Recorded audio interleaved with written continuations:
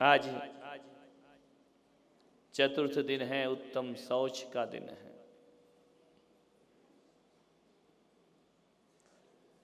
पवित्रता का दिन है, पावनता का दिन है, निर्मलता का दिन है, स्वच्छता का दिन है, शुचिता का दिन है, संतोष का दिन है।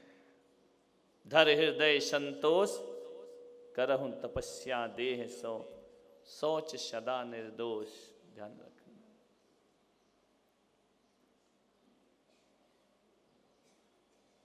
गंगा नहाए, जमुना नहाए, पवित्र नदियों में, सरस्वती में नहा लिया। भगवान कहते हैं तन को धोने से शुद्धि नहीं हुआ करती है। नित गंग जमुन समुद्र नहावे, कौन विधि घट शुचि कहे। गंगा नहाने से पाप नहीं धुला करते हैं, यमुना में नहाने से पाप नहीं धुला करते हैं। यदि गंगा और यमुना में नहाने से मुक्ति हो जाती तो जैन दर्शन कहता है मछली और मगरमच्छ सबसे पहले मोक्ष को प्राप्त कर लेते। ध्यान रखना, तन की पवित्रता की नहीं, मन की पवित्रता का धर्म है। मन को पवित्र करो, मन को पावन बनाओ, मन को निर्मल बनाओ। कहना बहुत आसान है कि रुपया पैसा हाथ का मैल है, छूटता है क्या? कितना गला फाड़ना पड़ता है हमारी कार्यकर्ताओं को, तब मुश्किल से निकलता है। ध्यान रखना, बहुत आसान है ये कहना कि रुपया पैसा कुछ नहीं होता है, हाथ का मैल है। इस धरा का इस धरा पे सब धरा रह जाएगा। इन लाइनों को बोलना और जीना जमीन आसमान का अंतर हुआ करता है। ध्यान रखना, ज्यों ज्यों लाभ होता है ना, त्यों त्यों लोभ बढ़ता है। जितना मिलेगा और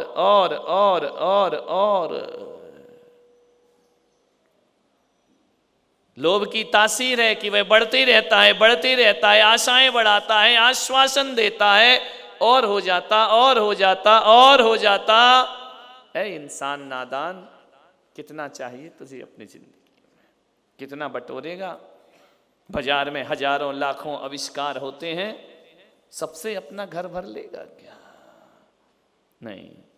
धर हृदय संतोष, कहीं तो फुल स्टॉप लगाओ, कहीं तो कामा लगाओ, कहीं तो अल्पविराम लगाओ, वरना कुछ नहीं मिलने वाला है। नादान है आदमी, सामान बचाने में जिंदगी गंवा देता है, वस्तुओं को बचाने में, रुपया पैसा बचाने में, धन मकान बचाने में अपने आप को गंवा देता है।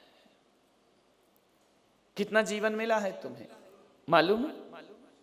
कभी इस पर विचार किया है? मात्र आपको आपके जीवन में 3500 दिन मिले हैं। कितने मिले हैं? 3500 दिन से ज्यादा नहीं है। 29 साल तो सोने में चले गए। रात में क्या करते हो? सोने के सिवा करते क्या हो? 12 साल पढ़ाई लिखाई में चले जाते हैं। अब तो ज्यादा हो गए, हमारे समय तो 12 साल था। 18 साल 17 साल आदमी पढ़ता है। 18 साल 17 साल 12 साल ये आदमी जिंदगी को सेट करने में लगा देता है। ध्यान रखना, 9 वर्ष 6 महीने मिलते हैं जिसमें तुम अपनी जिंदगी का विकास कर सकते हो। पूरी उम्र में 9 साल का ऐसा समय होता है, उसमें जिंदगी ऊंचाइयों पर चढ़ गई तो चढ़ गई, वो गिर गई तो फिर दोबारा उठा नहीं करा करती है। मान्यवर 3500 दिन में 84,000 घंटे होते हैं। मुझे ज़्यादा गणित आता नहीं है, कैलकुलेटर होगा लगा लेना। इससे ज़्यादा का समय नहीं मिला। आधी जिंदगी सोने में,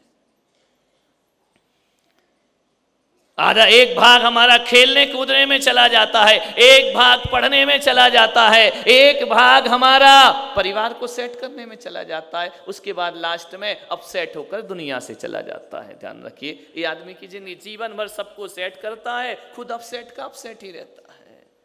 क्या कमाया जीवन में, क्या अर्जित किया हमने अपने जीवन में? मान्यवर एक व्यापारी था, विदेश से आ रहा था धन कमा के। पहले के लोग विदेशों में धन कमाने जाते थे, जहाज से समुंदर पार करते थे। किसी ने उसे सलाह दे दी, ओ भाई समुंदर है, कोई भरोसा नहीं है, तैरना सीख ले। नहीं तो डूब गया ना, किसी दिन जहाज पलट गया तो सब कमाई तेरी धरी रह जाएगी। कंजूस था, मक्खी चूस था। उसने कहा कि हाँ बात तो सही कह रहे हो, तैरना सीख ले। बोले कितने दिन में सीख जाऊंगा? बोले 7 दिन में सीख जाएगा। बोले बेवकूफ, 7 दिन में कितना पैसा कमा लूंगा? तुझे 7 दिन में सीखने की पड़ी है, मेरे पास 7 दिन का वक्त नहीं है। लोगों ने कहा एक काम कर, नहीं सीखता तो एक युक्ति बताते सरल वाली। बोले बता दे। तो बोले एक काम कर, जब भी धन कमा के लाए ना तो खाली कनस्तर अपने पास रखा कर। कनस्तर क्या बोलते हैं? इसमें आटा रखते हैं, पीपा। पीपा के खत्म करो, ध्यान रखना। बोले वो पीपा ही बोलते ना, वो पीपा ले आ जिसमें छेद ना हो, जिसमें दरवाजा ना हो, जिसमें ढक्कन ना हो, बंद करके लेकर के आ। कभी गिर गया जहाज से, डूब गया, पलट गया, पीपा तुझे डूबने नहीं देगा, उसे बांध करके रखना। आ गया, औरंगाबाद का सेठ था, यहां वहां का थोड़ी था। उसने ले लिए 3-4 पीपा ले लिए, रत्न कमा के ला रहा था, जवाहरात कमा के ला रहा था, सिक्के लेकर के आ रहा था। धोखे से क्या हुआ, नाव पलटने लगी, हो गई किस्मत तो कब बदल जाए कोई भरोसा नहीं। तूफान आ गया, नाव पलटने लगी। औरंगाबाद का सेठ सोचता है यार अच्छी सलाह दी उसने, यदि आज पीपा नहीं लाता तो मेरी जिंदगी बर्बाद हो जाती। उसने झट से पीपे का ढक्कन खोला, खोल करके सारे हीरे मोती उसमें भर दिए, सारे पैसे उसमें भर दिए, चिल्लर उसमें भर दी। बोले मैं मेरे मर गए कहाँ रह जाएगा, पीपा बांधा अपनी पीठ पर, सारे हीरे जवाहरात बांधे और कूद गया समुंदर के बीच में। क्या हुआ बोलो? सामान बचाने में जिंदगी हाथ से चली गई। ध्यान रखना, कहीं ऐसा ही तो हम नहीं कह रहे हैं कि ये भगवान ने पीपा दिया था कि जा मैंने तुझे मनुष्य का पीपा दिया है, मनुष्य का कनस्तर दिया है, जा भव सागर के कूद जाना, तेरी नैया बेड़ा पार हो जाएगी। लेकिन नादान आदमी कंकड़ पत्थर भरने में शरीर को भारी करता है। नादान आदमी दुनिया की दौलत भर के इस पीपे को इतना भारी कर देता है कि पीपा बच जाता है, वो तू निकल के यहां से चला जाता है। मान्यवर, लोभ की यही तासीर है, बढ़ते जाता है, बढ़ते जाता है, बढ़ते जाता है, उसका कभी अंत नहीं होता है। ना पूछ मेरा ढंग, मैं मौज में हूं। मुझसे पूछते हैं लोग, ना पूछ मेरा ढंग, मैं मौज में हूं।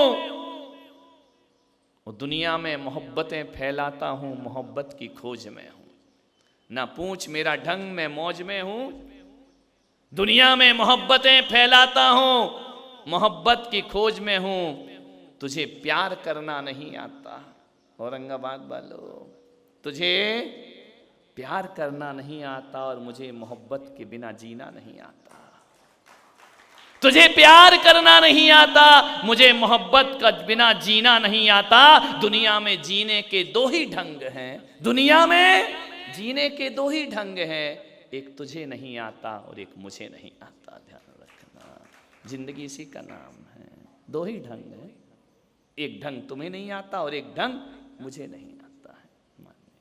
जिंदगी में धन दौलत रुपया पैसा जरूरी है, लेकिन इतना जरूरी नहीं कि जिंदगी को हाथ से खोना पड़े। ध्यान विचार करना है आपको। आज शौच का दिन है, शौच सदा निर्दोष।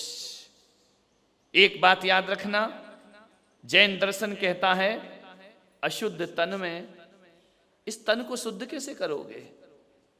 ज्यों धोवे त्यों मैली, निस्दिन करे उपाय देह का, रोग दशा फैली। रोज नहलाता है, रोज मैला हो जाता है।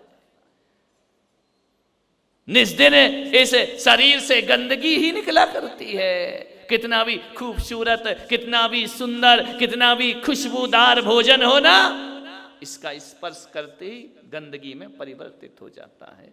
कितना भी इत्र लगा लो इस शरीर पर, थोड़ी देर बाद वो इत्र भी दुर्गंध में परिवर्तित हो जाता है। किस शरीर पर, किस सौंदर्य पर अकड़ता है आदमी?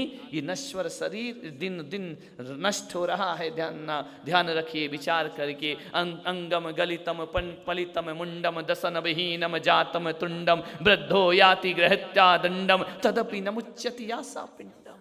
ध्यान रखना, शरीर मर जाता है, इच्छाएं नहीं मरती। इंद्रियां जवाब दे रही हैं, मन जवाब नहीं दे रहा। मन कहता अभी तो मैं जवान हूं। ध्यान रखना, सोचना है दांत टूट गए, मन नहीं टूटता है। कमर टूट जाती है, मन तो अकड़ के चला करता है। ध्यान रखना, विचार करना है।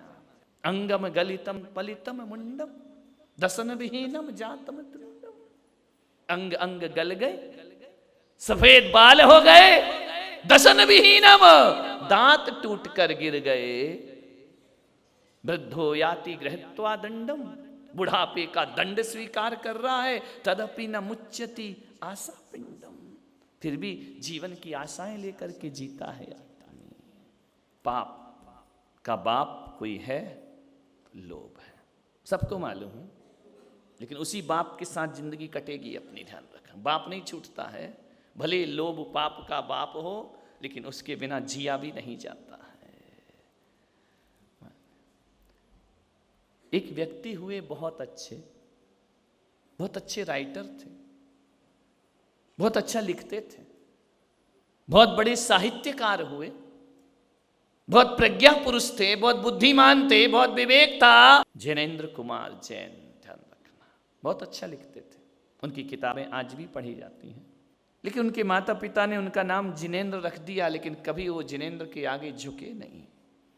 कभी मंदिर नहीं गए, कभी दर्शन नहीं किया, कभी भक्ति नहीं, कभी पूजा नहीं। मंदिर के सामने से भी निकल जाए तो झुकना नहीं।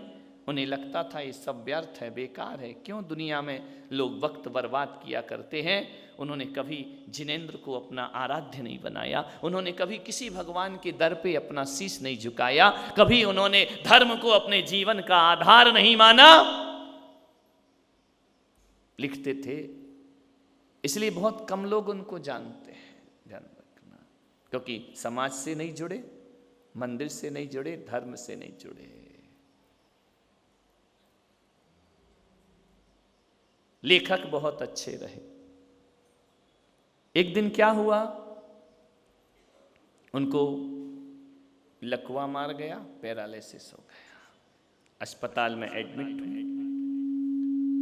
जो उनको चाहने वाले थे वह उन्हें देखने को गए, मुंह टेढ़ा हो गया, हाथ पैर टेढ़े पड़ गए, जुबान पे लकवा मारा, कुछ नहीं बोल सकते।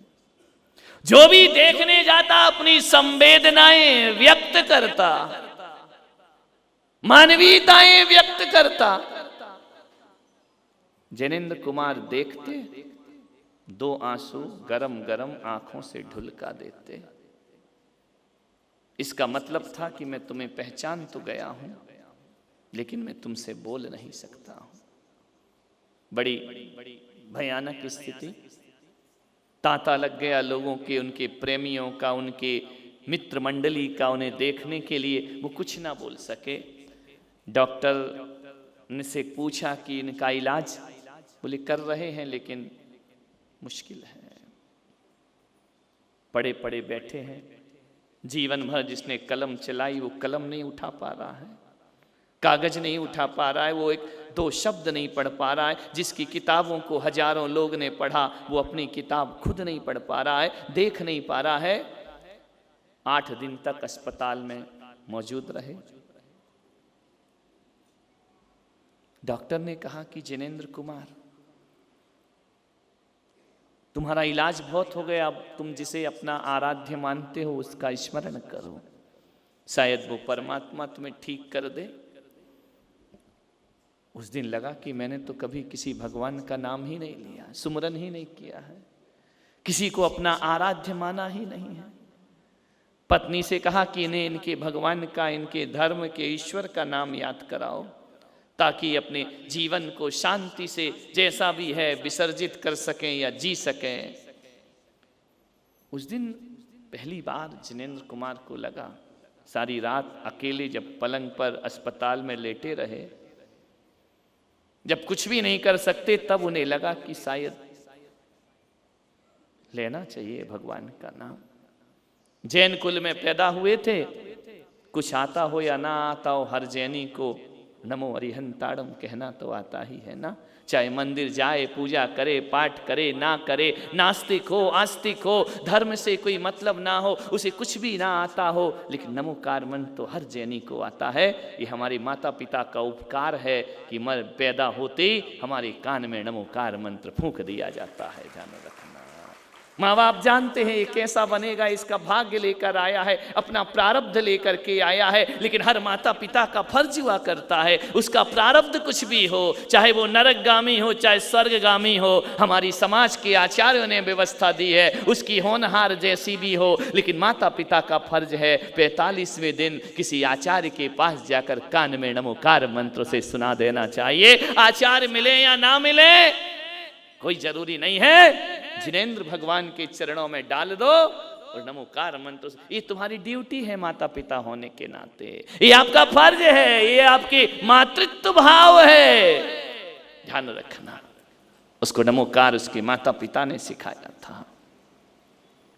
पहली बार बोले नमो अरिहंताड़म, पूरी जिंदगी गुजर गई, 60 साल 70 साल, बचपन के बाद कभी नमो अरिहंताड़म नहीं बोला, लेकिन ऐसा संस्कार मिला था जिनेंद्र के चरणों में, उसने जिंदगी में दोबारा नहीं बोला, लेकिन वो भूला भी नहीं। ध्यान रखना, नमोकार मंत्र कोई भूलता है क्या? एक बार याद कर ले, एक बार सुन ले, आदमी सारी चीज भूल सकता है, लेकिन नमो अरिहंताड़म कोई जैन कभी भूल नहीं सकता है। दुख में, सुख में, आनंद में, प्रशंसा में, निंदा में, हर जगह विपरीत परिस्थिति हो, अनुकूल परिस्थिति हो, आदमी को कुछ आए या ना आए, नमोकार मंत्र से जरूर नमोकार। ऐसे कोई बैठे मैं उनके दर्शन कर लूं जिसको नमोकार नहीं आता हो? सबको आता है ना, होंगे ना? एक आध आत्मा हो तो मैं नैनों को तृप्त कर लूं उसे देख करके, जिसको नमोकार नहीं आता हो। हर किसी को, गरीब हो अमीर हो, नमोकार तो सबको आता है ना। पहली बार बोले नमो अरिहंताड़म। सुबह नर्स ने देखा इनके हाथ पैर में हलन चलन हो रहा है। डॉक्टर आया चेक करने, उसे नर्स से कहा कि तूने कौन सी गोली दी है इसको, कौन सा इंजेक्शन दिया है? बोले मैंने कुछ नहीं दिया, न दवा न गोली, जो रोज चल रही है वही दी है। बोले इसके हाथों में कुछ हरकत दिखाई देती है, हलन चलन दिखाई देता है, जार जार आंसू गिर रहे हैं जिनेंद्र कुमार के। डॉक्टर ने कहा कि जैन साहब क्या हुआ तुम्हें? बोल तो सके नहीं, लेकिन हाथ के इशारों से कहा कि जो कुछ है वह ऊपर वाला है, वह परमात्मा है। कहते हैं कि थोड़ी देर बाद जैसे नमोकार की धुन लगती है, आप सोचेंगे, आश्चर्य मानेंगे, कोई कहानी नहीं हकीकत है, वह जिनेंद्र कुमार जी की आवाज वापिस आ जाया करती है। पहली बार उन्होंने नमो अरिहंताड़म बोला, पहली बार प्रभु का स्मरण किया, वाणी आ गई, फूट फूट कर रोए जिनेंद्र कुमार जी, इतना रोए, बड़ी बड़ी विपरीत परिस्थितियों में जिसके आंसू नहीं आए, कष्ट में जिसके आंसू नहीं आए, आज बहुत रोए जी भर के। पत्नी ने कहा अब क्यों रोते हो, अब तुम ठीक हो रहे हो ना? बोले रो इसलिए रहा हूं कि एक रात नमोकार पढ़ा तो आज मेरे ये हाल हो गए। पागल जिंदगी भर पढ़ता तो जिनेंद्र कुमार तू नाम का नहीं काम का जिनेंद्र कुमार बन गया होता, तेरा जीवन सार्थक और सफल हो गया होता। डॉक्टर ने कहा कि देखो जिनेंद्र कुमार, तुमने रात भर में जो नमोकार पढ़ा है ना, वो तन का स्नान नहीं किया, प्रभु नाम से मन का स्नान किया है। तुम्हारा मन पवित्र हो गया है, तुम्हारी आत्मा पवित्र हो गई है एक बार के स्मरण से। बाहरे भगवान, औरंगाबाद वाले तुम ये मत कहना कि हम रोज जपते हैं तो तू सुनता नहीं है, उसकी एक बार में सुन ली। ध्यान रखना, नहीं तो अपन गणित जल्दी लगा लिया करते हैं। एक बार ये मत सोचो कि तुम नमोकार पढ़ते हो तो तुम्हें कुछ नहीं होता है। आज जितना भी जिंदगी में सुकून है ना जैनियों, तुम्हारी जीवन में जितने भी अंश सुकून मिल रहा है वो मेरे नमोकार मंत्र की बदौलत तुमको प्राप्त हो रहा है। ध्यान रखना, सुकून पाने के लिए महलों की जरूरत नहीं होती है, बड़े बड़े राजमहल की जरूरत नहीं होती है। हम तो राजमहल में भी उदासी देखी है, हमने तो बड़े बड़े महलों में चिंताएं और पीड़ाएं देखी हैं। अरे मेरा नमोकार मंत्र जहां हो जाता है वहां आत्मा अपने आप पवित्र हो जाया करती है, पावन हो जाया करती है। यदि देह का स्नान नहीं करना है, अरे मन का स्नान करना है। और एक बात याद रखना औरंगाबाद वालों, तन मैला हो जाए तो भी केवल ज्ञान हो सकता है, लेकिन मन मैला हो जाए तो केवल ज्ञान नहीं हुआ करता है। आपसे निवेदन है मेरा, यहाँ तो आड़म ताड़म कहने वाले भी जीवन को पवित्र कर जाया करते हैं। हम उस देश के लोग हैं जहां राम भूल जाओ मरा मरा कहो तो भी वह राम को प्राप्त है। मंत्र गलत हो जाए चिंता मत करना। लोग मंत्र शुद्धि में लगे हैं। एक व्यक्ति मेरे कमरे में आए कि महाराज मेरा मंत्र सुनो, मैं सही फेरता हूं या नहीं। मैंने कहा पागल, मंत्र को छोड़, तेरा मन सही है या नहीं ये बता। ध्यान रखना, मंत्र की शुद्धि मत करो, मन की शुद्धि करो। और जिस दिन मन शुद्ध हो जाता है ना, उस दिन आड़म ताड़म भी निरसे आपके जीवन का कल्याण कर दिया करता है। आड़म ताड़म कछु न जानम, सेठ वचन प्रमाणम। ध्यान रखना, मंत्र स्नान करो, मंत्र से आत्मा पवित्र होती है। एक बात याद रखना, एक होता है पानी और एक होता है मन। ये दोनों हमेशा नीचे की तरफ जाते हैं। मन भी नीचे की तरफ जल्दी जाता है। आपने देखा दोस्त ऐसे हैं, लोग ऐसे हैं, क्या हुआ चलो अपन भी वैसे। हम ही अकेले धर्मात्मा थोड़ी पैदा हुए, सारे लोग तो ये कर रहे। मन नीचे की तरफ चला गया, मन नीचाइयों की ओर जाता है, पानी नीचाइयों की ओर जाता है। और आज मैं आपसे कह रहा हूँ, पानी को ऊंचे चढ़ाना है। पानी ऊंचा भी चढ़ता है, मन ऊंचा भी चढ़ता है, लेकिन फर्क कितना हुआ करता है। अरे पानी को ऊंचा चढ़ाना है तो एक यंत्र की जरूरत होती है, और मन को ऊपर चढ़ाना है तो नमोकार मंत्र की जरूरत हुआ करती है। पानी यंत्र से ऊपर चढ़ता है, मशीन से ऊपर चढ़ता है, और आदमी का जो मन है ना, वो मंत्र से ऊपर चढ़ा करता है। ध्यान रखना, प्रभु नाम की माला जपो, प्रभु नाम का स्मरण करो, सुमरण करो, मन पवित्र हो जाएगा। मन को पवित्र करने का और कोई रास्ता नहीं है। उपास भी किए, व्रत भी किए, एकासन भी किया, मन पवित्र ना हुआ। ध्यान रखना, मन को पवित्र करना है। क्या मिला क्या पाया, नादानों जैसी बातें मत करो। मन पवित्र हुआ या नहीं हुआ। एक बात बताओ, गंदे कमरे में जब आप बैठना पसंद नहीं करते हैं, गंदगी में जब आप बैठना पसंद नहीं करते, तो मेरा परमात्मा तुम्हारे गंदे मन में बैठना कैसे पसंद करेगा। ध्यान रखिए, उसको भी मन पवित्र चाहिए। मन की पवित्रता का धर्म है ये, मन की पावनता का धर्म है ये। अब वक्त मत बर्बाद करिए। एक बार वक्त चला गया, दोबारा नहीं आएगा। और ध्यान रखना, कभी कभी वक्त पर सही काम ना करो तो फिर कितना भी सही काम करो, वक्त गलत हो गया तो सही काम अपना फल नहीं दिया करता है। अंधा धृतराष्ट्र, वो तो अंधे थे ही, पत्नी ने और पट्टी बांध ली, मती की मारी। ध्यान रखना, अब सोचो उसे पट्टी बांधना थी कि आंख खोलकर जीना थी। ऐसे ही पति मोह में डूब गई। विचार करिए, एक होता है लोभ और एक होता है लालच। लोभ और लालच में क्या अंतर होता है? लोभ क्या होता है, लालच क्या? दोनों एक होते हैं, अलग अलग होते हैं? अरे अलग हैं तो फिर क्या अंतर है? सोच धर्म है, एक लोभ है एक लालच है।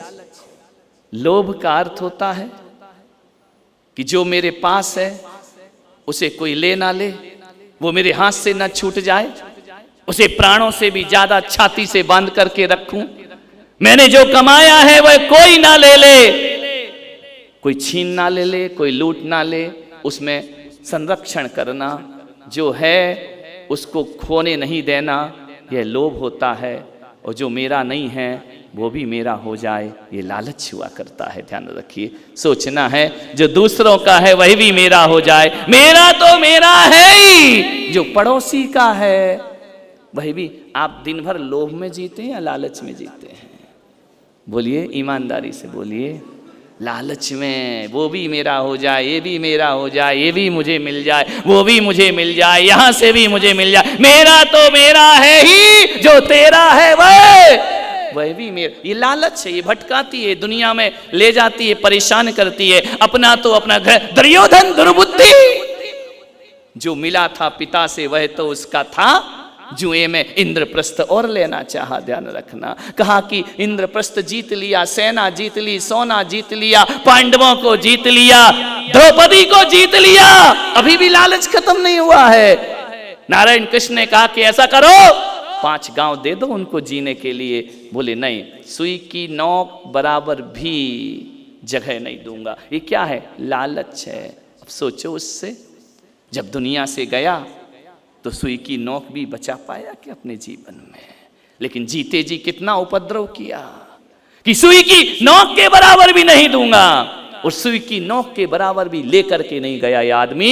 ध्यान रखना, जोड़ लो चाहे कितने भी हीरे मोती, मगर ये याद रखना कफन में जेब नहीं होती। ध्यान रखना, जब जाओगे तो एक चुटकी आटा भी साथ जाने वाला नहीं, कुछ नहीं ले जाओगे। जो आदमी कहते हैं कि लोग कि आदमी जब धरती पर आता है कुछ लेकर नहीं आता और कुछ लेकर नहीं जाता, लेकिन मैं पुलक सागर कहता हूं, आदमी जब धरती पर आता है कुछ लेकर आए या ना आए, अपना शरीर लेकर तो जरूर आता है, लेकिन जाता है तो शरीर भी छोड़कर दुनिया से विदा हो जाता है। जो लाया था वो भी छूट जाया करता है। ये शरीर लेकर तो तुम आए थे ना, और जाते समय ये भी छूट जाएगा, ये भी तुम्हारे साथ जाने वाला नहीं। अंधा धृतराष्ट्र वक्त पर सही शिक्षा नहीं दे पाया। मैं आपसे कहता हूं, ये लोभ और लालच का जो होता है ना, लोभ और लालच में जो अंधे होते हैं वो सत्य को नहीं देख पाते हैं। लालची पुत्र से भी प्रेम प्रकट हो जाता है। लालची नालायक पुत्र था दुर्योधन, उससे भी प्रेम है अंधे धृतराष्ट्र को। ध्यान रखना, कैसी जिंदगी है, बर्बाद संतान को भी छाती से लगाते हो। लोग कहते हैं कि धृतराष्ट्र आंखों से अंधा था, लेकिन हमें लगता है कि आप भी यदि ये गलत पुत्रों को छाती से लगा रहे हैं, आप भी भीतर से अंधे हैं मेरे भाई। ध्यान रखना, आप भी किसी धृतराष्ट्र से कम। ऐसा कैसा मोह है?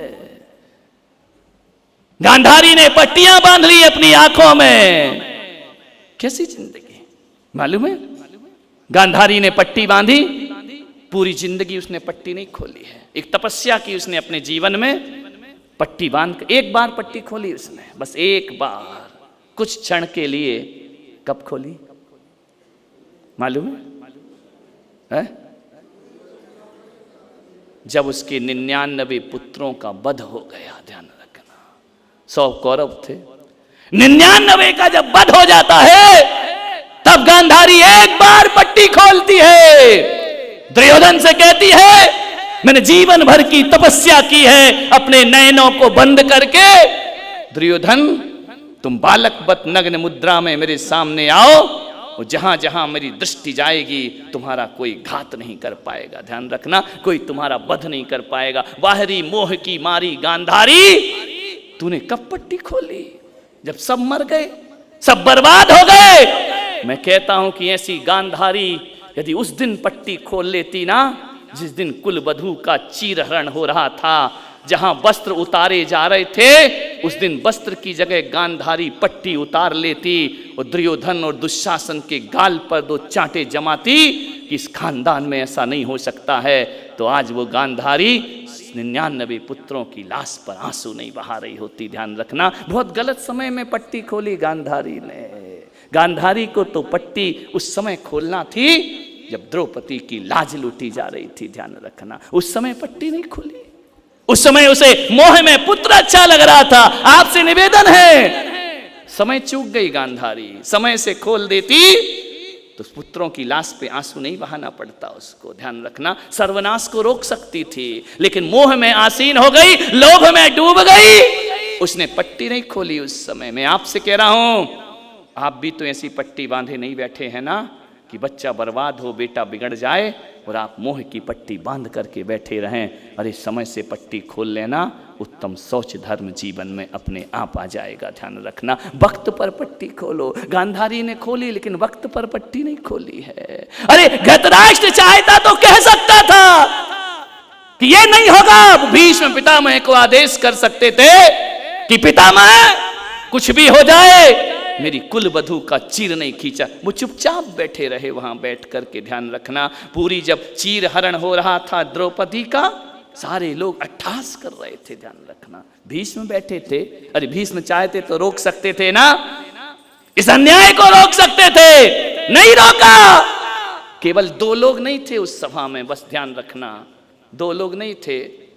विदुर महाराज नहीं थे उस सभा में जब चीर हरण हो रहा था, कृपाचार्य नहीं थे उस सभा में। ध्यान रखना, आप देखना क्या हश्र हुआ।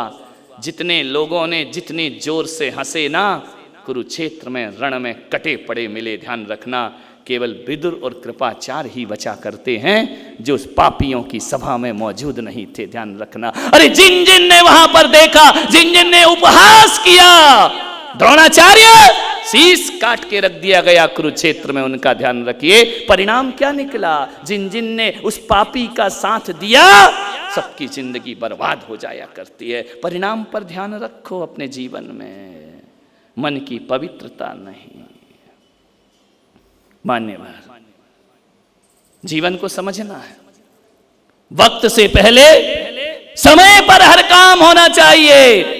समय बीता, अवसर गया।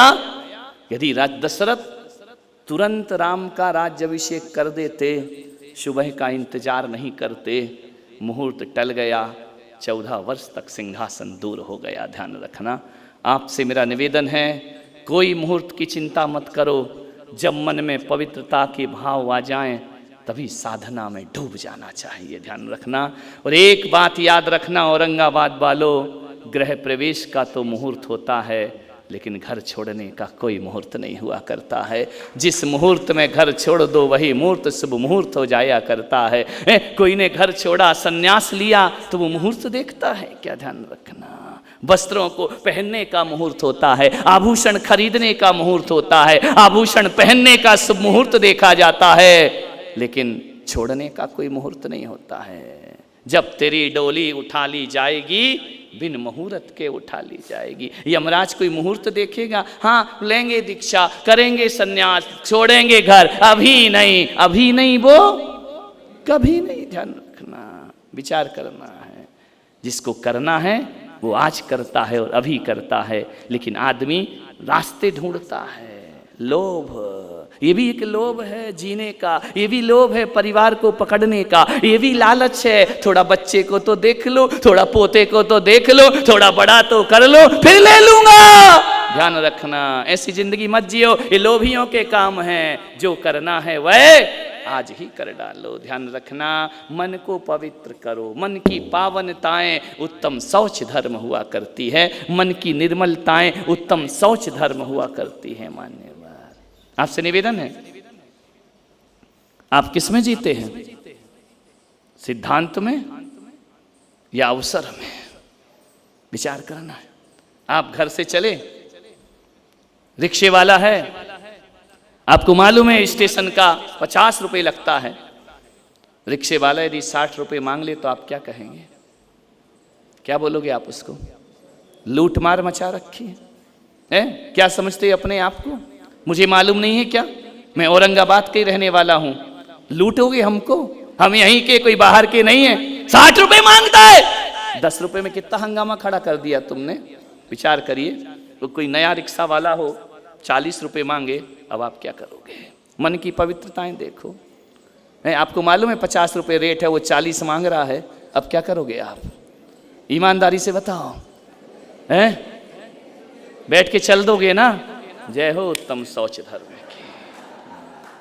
बोले अच्छा बुद्धू बना, 40 में ले आया, 4 को और बताओगे? अरे मजा आ गया 40 में। 10 रुपये वो ज्यादा ले ले तो लूट मार होती है, और 10 रुपये तुम ना दो तो ईमानदारी साहूकारी हुआ करती है। यदि उत्तम शौच वाले थे तो आपका फर्ज बनता है कि बेटा तुझे मालूम नहीं है 50 रुपये लगते हैं, 10 रुपये में तुम कौन से करोड़पति हो जाते मेरे भाई। लेकिन मन की निर्मलता सामने आ जाती कि कितना निर्मल और ईमानदार हूं। जब 50 लगते हैं तो तू 40 क्यों ले रहा है? ध्यान रखना, 60 में आप लुटेरे हो जाता है वो रिक्शा वाला, 40 में तुम्हारे लिए भगवान हो जाता है। तुम्हारा 10 छूट गया तो तुम भगवान हो गए उसके लिए। मान्यवर, सोचना। मैं अपनी बात समाप्त करता हूं। मेरा इंदौर में चातुर्मास था बहुत पहले, 2004 में। 4 में था, 4 में था, इंदौर के लोग बैठे हैं। मैं वहां पर रुका हुआ था, मुकुट गार्डन एक स्थान है, वहां मेरे भक्त आए और कुछ दान राशि लेकर के आए। दान राशि भी ऐसी वैसी नहीं, 20 लाख रुपए का बैग लाए। और मालूम उस मती मारे ने मेरे साथ क्या किया? वो बैग लाके मेरे तख्त के नीचे डाल दिया। वो सोचा कि यार इससे ज्यादा सुरक्षित स्थान तो, बेटा तू तो मजे से घूम रहा, मैं रात भर जग रहा हूं, टेंशन मुझे दे गया उठा करके। ध्यान रखना, मेरी रात की नींद हराम, पैसा डला है, लेना देना मुझे कुछ नहीं है, छूना नहीं है, टच नहीं करना है। वो आराम से इंदौर घूम रहा, मैं आफत में पड़ा हूं। ध्यान रखना, मैंने कही आफत बाहर निकालो यहां से। ध्यान रखना, क्या लेना देना, फालतू की फोकट की चौकीदारी मेरी, लेना एक ना देना दो। एक भक्त आया, 20 लाख रुपए लेकर के आया, जल्दी जल्दी आया, रिक्शे से उतरा, आहार का समय था, दिल्ली से आया था वो भक्त। बोले महाराज को आहार दूंगा, जल्दी से कपड़े बदले आहार में चला गया। आहार के बाद मेरे कक्ष में आकर बैठा, बोले महाराज कुछ दान राशि लाया हूं। मैंने कहा किसकी लाया है? बोले तीर्थ के निर्माण के लिए दान राशि लाया हूं। तो मैंने कहा जो कमेटी है उनको आप दे दीजिए। उसने देखा बैग गायब, बैग का पता ही नहीं, पसीने छूट गए उसके। 20 लाख रुपए। मैंने कहा कितना लाया था? बोले 20 लाख रुपए। मैंने कहा कहां गया? बोले मुझे नहीं पता, गया कहां? मान्यवर, उसने बहुत ढूंढा, ऊपर नीचे सब जगह गया, मालूम है वो 20 लाख रुपए रिक्शे में छोड़ आया था। ध्यान रखना, बैग उतारना भूल गया, उतावला था आहार देने के लिए, जल्दी से उतर गया, रिक्शा वाला लेकर के चला गया। ध्यान रखना, उसके तो पूरा दिन खराब हो गया, आहार की सारी खुशियां मिट्टी में मिल गई, मेरा 20 लाख गया। बेचैन हो गया। मैंने कहा अब गया तो गया, अब तू करेगा क्या? बोले महाराज मुझे तो रिक्शे वाले का नंबर भी नहीं मालूम, कौन सा रिक्शे वाला है, ना फोन नंबर मालूम है, ना मुझे रिक्शे का नंबर मालूम है, ढूंढो तो। मैंने कहा पुलिस को बता दे। अरे 2 नंबर का पैसा पुलिस को बता दे, चेक थोड़ी लाया, चोर चोर की रिपोर्ट कहाँ लिखाएगा? ध्यान रखना। बोले कि पुलिस को कैसे बता सकता हूँ? मैंने कहा क्यों? बोले कैश में है। अरे मैंने कहा तो गड़बड़ हो गया, बताए तो पुलिस पूछेगी तू कहाँ से लाया था? रिक्शे वाले को तो छोड़, पहले तू बैठ, तेरे पास कहाँ से आया था ये बता। क्या करे वो, मरता क्या नहीं करता। बड़ा बेचैन हुआ। रात को 8 बजे रिक्शा वाला आया पूछते हुए। कमेटी के लोग नीचे बैठे थे। बोले भाई साहब एक सज्जन कहीं से आए थे मेरे रिक्शे में, उनका ये बैग रह गया था, मैं इसे वापस देता हूं। सोचना है आपको, वो चाहता तो अपनी दरिद्रता मिटा लेता, रिक्शा चलाता है। उसने कहा इस बैग में क्या है? बोले उनके कीमती सामान है, ये उनको दे दीजिए। फोन करके बुलाया, कौन आया? दिल्ली से नीचे पहुंचे, रिक्शे वाला खड़ा है, वो आदमी खड़ा है। आदमी की सांस में सांस आई। अमीर कौन है देखो, रिक्शे वाला अमीर है या पैसे वाला अमीर है? विचार करना है आपको। निर्लोभता किसके अंदर मौजूद है? इसका पूरा दिन बेकार रहा, इसकी सांसें धड़कनें बढ़ती रहीं, बीपी बढ़ता रहा 20 लाख में। वो लौटाने आया, जबकि ये पागल है, जब ये देने ही आया है तो अब घबरा काहे क्यों रहा? बोले महाराज फिर दोबारा में फ़ोन आएगा कि पैसा दो। ध्यान रखना, विचार करिए। जैसे ही देखा रिक्शे वाले को, तो रिक्शे वाले से पूछा कि इस बैग में पैसे हैं? बोले मुझे पता है। तो बोले तुमने रखे क्यों नहीं? बोले जिस बाबा के पास तुम आए हो ना, दशहरा मैदान में मैं उनके रोज प्रवचन सुनता हूं, और जब मैं प्रवचन उनके सुनता हूं रोज, 4 महीने से मैं प्रवचन सुन रहा हूं। कोई भी इंदौर में आता है तो मैं अपने रिक्शे में बिठाकर उन्हें बाबा के दरबार तक लेकर के आता हूं। तो उसने कहा कि तुम्हारे भाव खराब नहीं हुए। बोले फिर प्रवचन सुनने का मतलब क्या रहा? मैंने ईमानदारी से आपके पैसे लौटाए, मुझे बाबा के दर्शन करा दो। मेरे पास कमरे में लाया। जैसे ही वो मेरे पास आया, बोले महाराज आज मैं अपनी नज़रों में उठ गया हूँ। दुनिया की नज़रों में उठूँ या ना उठूँ, मेरे मन में इतनी पवित्रता है, इतनी पावनता है, मैंने अपनी नीयत खराब नहीं की महाराज, नहीं तो ये सेठ तो जिंदगी भर भी ढूंढते तो मुझे ना ढूंढ पाते कि ना मेरा नंबर ना मेरा कुछ। लेकिन मेरी ईमानदारी रही और आपके प्रवचन सुन के आज मुझे लगा कि जिंदगी में हकीकत में आज मैंने प्रवचन को जिंदगी में उतारा है। मैंने कहा तेरी नीयत खराब नहीं हुई? बोले बिल्कुल नहीं हुई। आपने कहा था ना कि सिद्धांत में जीना है या अवसर में जीना है। मैंने सिद्धांत का रास्ता पकड़ा। मालूम है, मैंने अपने इस भक्त को देखा, वो उसने 2000 रुपये निकाले और उसकी ईमानदारी पर उसने देना चाहे। उसने कहा सेठ जी, उसका जवाब सुनिए उस रिक्शे वाले का, मैं उसे बहुत महान समझता हूँ। अब वो कहाँ है मुझे नहीं पता। उसने कहा कि सेठ जी ये 2000 रुपये किस लिए दे रहे हो? लेना होता तो मैं 20 लाख ही ले लेता, 2000 लेकर क्या करूँगा तुम्हारा जान रखिए। मेरी ईमानदारी की कीमत 2000 रुपये नहीं हुआ करती है, मेरी ईमानदारी की कीमत है 2000 रुपये। अरे मैं चाहता तो 20 लाख लेके अपने जीवन भर बैठ करके खाता। मुझे रिक्शा चलाने आज से 15-20 साल पहले 20 लाख रुपए बहुत हुआ करते थे, मैं अपनी दरिद्रता मिटा लेता। लेकिन नहीं, ये 2000 रुपये भी आप अपने पास रखिए।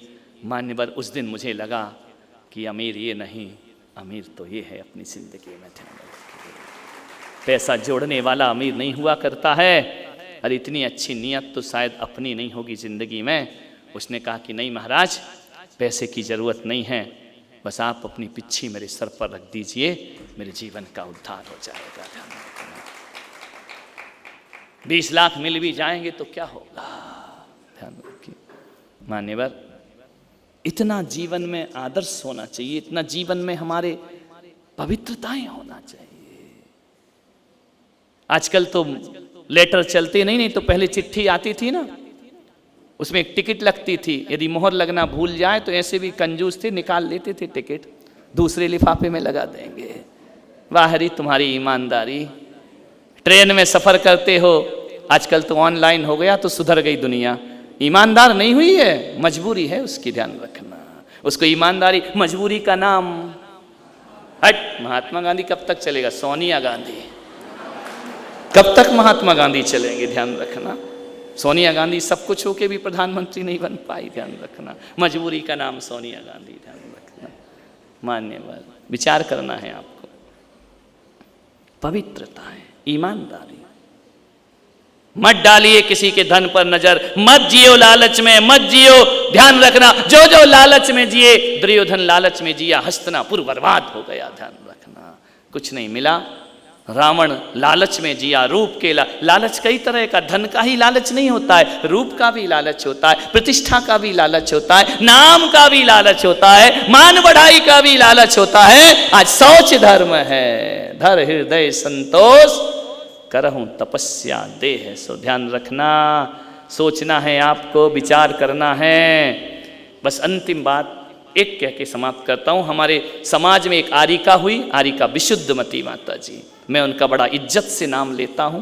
बहुत बड़ी तपस्विनी हुई, सुशीला नाम था उनका, सतना की थी। ऐसा बड़ा निर्लोभता, उनकी दीक्षा हो गई। उनके 2 भाई थे, नीरज जी और निर्मल जी। जब आचार्य महाराज ने उनको दीक्षा दी, सुशीला को बना दिया विशुद्धमती माता जी। ध्यान रखना। दोनों पहुंचे कि सुशीला देवी उस समय टीचर थी, अध्यापिका थी, उनका बहुत सा पैसा बैंक में पड़ा था। नीरज जी पहुंचे, वो जाकर के बोले कि माता जी ये पैसा पड़ा है, साइन कर दीजिए तो पैसा निकाल लें हम। बोले क्या करोगे पैसे का? बोले दान कर देंगे, हम अपने पास नहीं रखेंगे। नीरज जी भी विद्वान आदमी थे, हम दान कर देंगे, आप साइन कर दो, बैंक में फालतू पड़ा है। तो माता जी ने नीरज जी से पूछा कि नीरज किसके साइन करना है? बोले आपके नाम से अकाउंट है। उन्होंने कहा वो तो सुशीला थी, मैं तो विशुद्धमती हूं। ध्यान रखना। बोले मैं कैसे साइन कर सकती हूं? अरे बोले आप ही तो हो। बोले नहीं, जो सुशीला थी वो मर गई। जिस दिन गुरु ने पिच्छी पकड़ाई उस दिन से सुशीला मर जाती है, विशुद्धमती का जन्म हो जाया करता है। मैं ये पैसे पे साइन नहीं कर सकती हूँ। बोले माता जी कर दो ना, किसको क्या पता है?